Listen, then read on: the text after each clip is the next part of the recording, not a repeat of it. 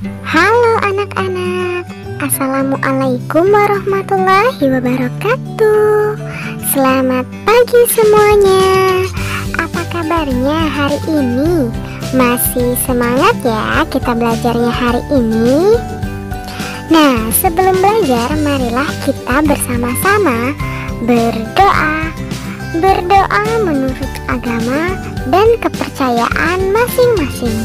Berdoa dimulai.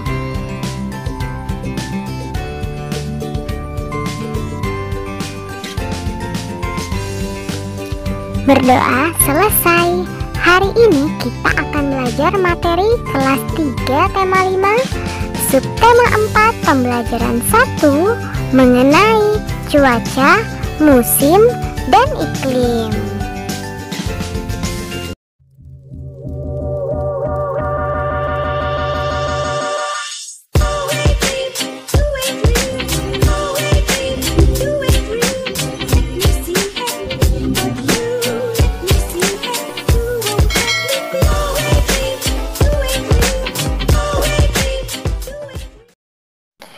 Adapun tujuan pembelajaran kita hari ini yaitu yang pertama, mengetahui makna cuaca, iklim, dan musim.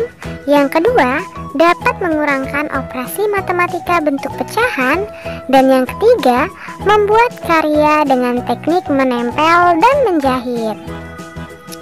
Nah, Indonesia adalah negara yang berada di garis khatulistiwa bumi. Musim di negara kita hanya ada 2 jenis, yaitu musim hujan dan musim kemarau. Jika cuaca cerah berlangsung terus-menerus, tanda musim kemarau sedang berlangsung. Sesekali cuaca berawan. Jika cuaca mendung dan hujan sering terjadi, itu tanda musim hujan telah tiba. Jika cuaca cerah dan hujan datang silih berganti, itu pertanda sedang memasuki masa peralihan atau pancaroba. Saat cuaca seperti ini, cuaca cepat berubah, mulai dari cuaca cerah, berawan, mendung, lalu hujan. Beberapa hari lalu, hujan selalu turun. Pagi ini cuaca cukup cerah. Matahari tampak sedikit dari balik awan. Sinarnya menembus kumpulan awan. Di jalanan tampak beberapa genangan air yang belum kering. Siti dan teman-teman berangkat ke sekolah bersama-sama. Siti dan teman-teman bercakap-cakap sepanjang jalan menuju sekolah. Bacalah percakapan Siti dan teman-teman berikut ini ya. Yuk kita simak bersama. Cuaca akhir-akhir ini sering hujan ya. Hanya kadang-kadang cuaca terlihat cerah. Mengapa hal itu bisa terjadi ya? Sepertinya kita akan mengalami musim hujan. Sekarang kita sedang mengalami masa peralihan atau pancaroba. Mengapa disebut masa peralihan atau pancaroba? Indonesia adalah negara yang memiliki 2 musim saja. Peralihan dari musim kemarau ke musim hujan disebut pancaroba. Mengapa disebut musim? Apa bedanya dengan cuaca? Pertanyaan yang bagus, Bayu.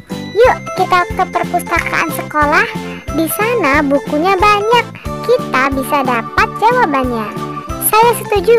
Saya juga mau ikut mencari informasi itu. Siti dan teman-teman tiba di sekolah. Mereka berencana mencari buku di perpustakaan saat istirahat nanti. Waktu istirahat telah tiba. Siti dan teman-teman pergi ke perpustakaan sekolah. Di sana banyak buku yang berisi informasi tentang cuaca, musim, dan iklim. Di dalam perpustakaan kita harus tenang agar tidak mengganggu pengunjung yang lain. Nah, apakah ada perpustakaan di sekolahmu? Carilah buku tentang cuaca, musim, dan iklim. Bacalah bersama temanmu ya. Benny menemukan sebuah buku tentang cuaca, musim, dan iklim. Berikut informasi dari buku itu ya. Judulnya Iklim, Cuaca, dan Perubahannya. Iklim dan cuaca. Cuaca merupakan suatu gejala alam. Cuaca dapat terjadi dan berubah dalam waktu singkat. Perubahan cuaca dapat dirasakan dari menit ke menit atau jam ke jam. Iklim adalah lamanya keadaan cuaca di suatu daerah tertentu. Iklim biasanya diamati dalam waktu lama, dari bulan ke bulan. Iklim menyebabkan adanya musim. Contoh musim dingin, panas, semi, gugur, hujan, dan kemarau. Iklim dipengaruhi letak suatu negara di bumi. Oleh karena itu, beberapa negara memiliki musim yang berbeda. Ada negara yang memiliki 4 musim, contohnya negara Jepang. Ada juga yang memiliki 2 musim. Indonesia terletak di garis khatulistiwa atau ekuator. Iklim di Indonesia disebut iklim tropis dan memiliki 2 musim. Musim hujan terjadi pada bulan Oktober sampai Februari. Musim kemarau terjadi pada bulan Maret sampai September. Nah, sudahkah kamu membaca teks bacaan tentang cuaca, iklim, dan musim yang ditemukan Benny?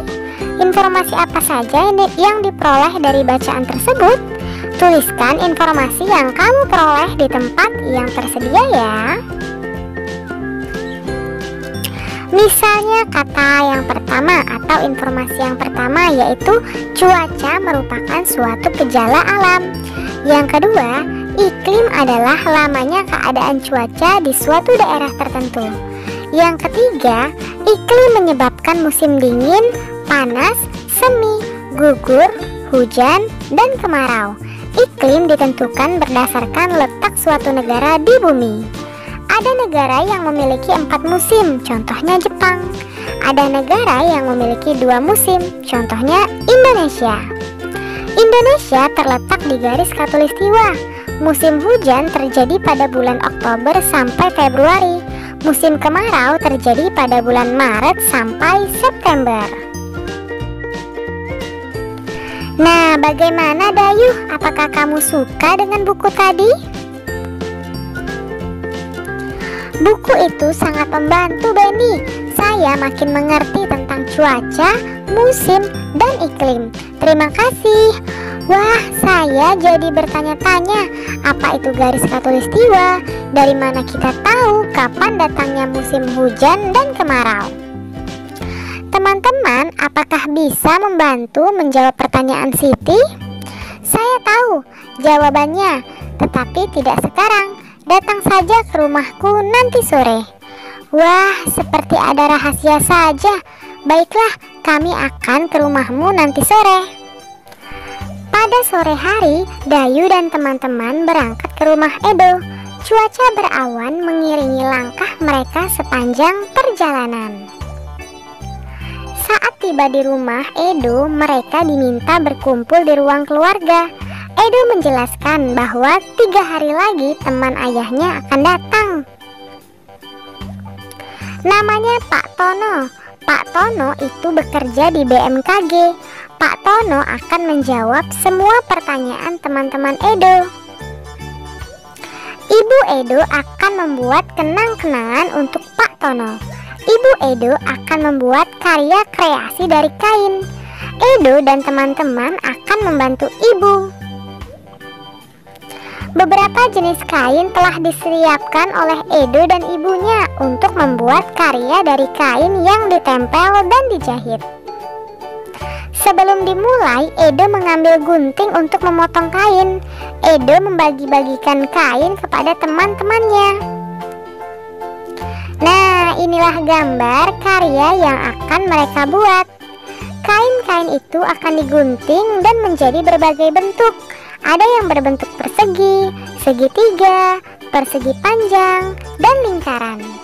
Untuk hari ini, Edo akan menggunting kain berbentuk lingkaran dan persegi terlebih dahulu ya.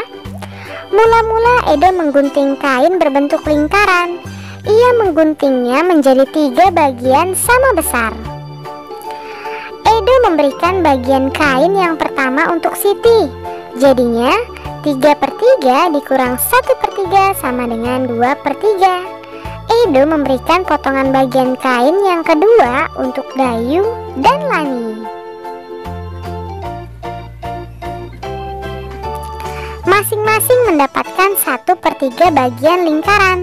Nah, dapat kita tulis 2/3 dikurang 1/3 sama dengan 1/3. Sekarang Edo menggunting kain berbentuk persegi. Ia memotongnya menjadi bagian sama besar. Ini potongan kain yang pertama. Nah, 4/4 dikurang 1/4 sama dengan 3/4. Ini potongan kedua. Dan ini potongan yang ketiga dan keempat.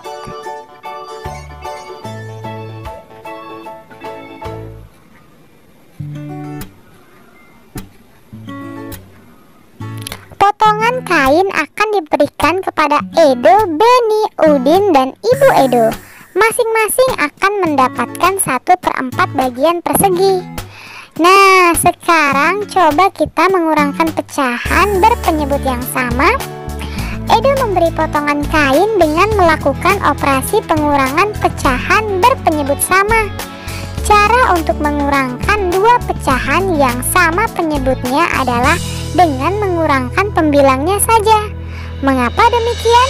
Perhatikan contoh berikut ini ya. Contoh yang pertama.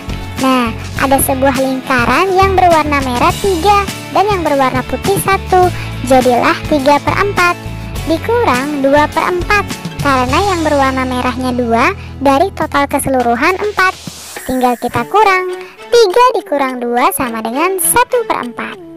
Nah, untuk mengurangkan pecahan dengan penyebut sama, kita hanya perlu mengurangkan pembilangnya saja ya, sedangkan penyebutnya tetap.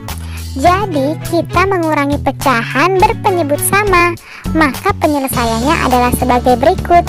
5/6 dikurang 4/6 sama dengan, iya tinggal kita kurangi saja. 5 dikurang 4 sama dengan 1/6.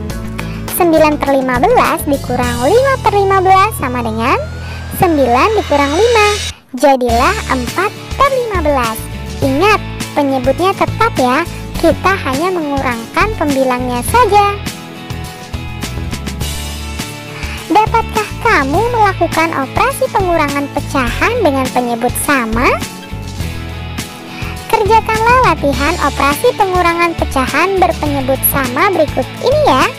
Misalnya yang pertama, 4/5 dikurang 1/5 sama dengan 4 dikurang 1. Jadilah 3/5.